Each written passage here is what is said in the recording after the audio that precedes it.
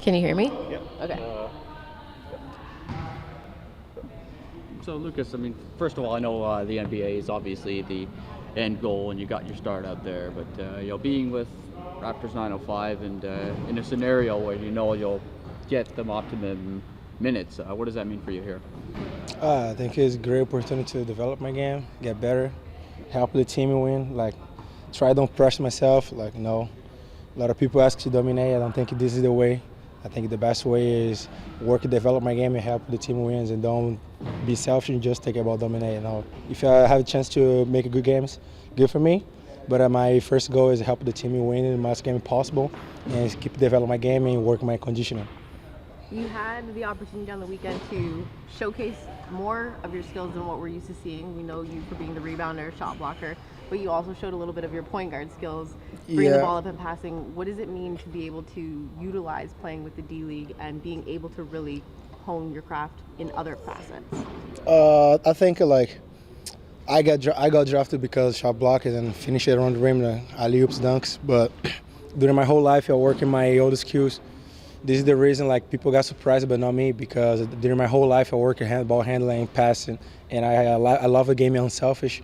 But for the people, it's not normal. People see 7 foot do this every game, so it's not a surprise to me. So I know I have a great opportunity to showcase it. He's not gonna be here because they're on a California trip, but probably watching the TV the game. So try show no case with my side, Jeff, assistant GM and GM is very important too, because they decide my future, signing my contract or not. So I'm gonna have a great chance on Thursday,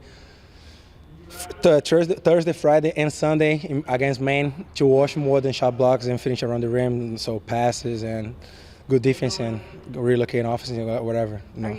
Are you excited for essentially your second home opener now with the D-League? You got to experience it with the Raptors, but now you get to experience with 905? No, of course, it's a great opportunity. I'm so happy, but right now I don't create a lot of expectation in my life anymore, because almost the time I want to create a lot of expectation, I get frustrated. So I just let the things come over me right now, be relaxed and see what's going on. Of course, I'm happy to be part of the team, but I don't create a huge expectation. I'll just try to be relaxed and try to do my best to get this win.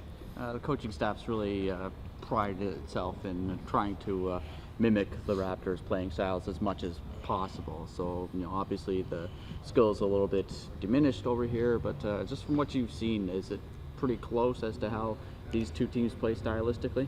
Like Manny and Fort Wayne? Sorry? No, talk about 905 and 905 at Toronto, yeah. Pretty close like they play? Mm-hmm. No, I don't think so. The plays is the same, because the Coach Jesse just came in from the Raptors. Yeah. But I don't think we play the same, because I think it's impossible to compare both teams. Yeah.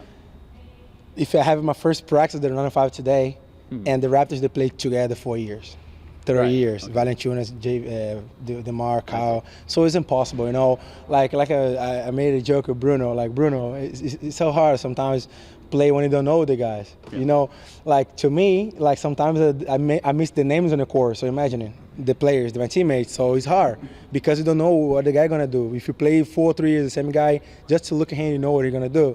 But this is the reason to have a practice during the whole week to start to know each other better and execute better things in the game, But it's hard, compare. Probably in 1-2 years you can start comparing. Oh, they play the same thing, but now it's hard because they play together 1 month. Me and Bruno just came yesterday, and the Raptors played 3-4 years together.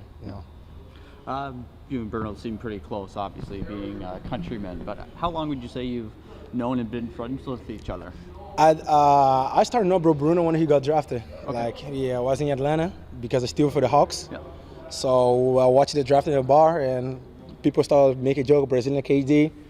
And 2 weeks after, they traded me for Toronto. Then after that, we started a relationship. But before, I didn't know Bruno for anything. But he told me he knows me for watching the TV, all these things. I don't believe in him, but I didn't know Bruno before the draft. So now I have a great friendship, and we try to help each other outside the court and the court too. Needless to say, that's been pretty helpful having somebody like that to go through this process with? Yeah, it's good. To me, I have no problem to adapt because I live by myself outside from my country since my 15 years old.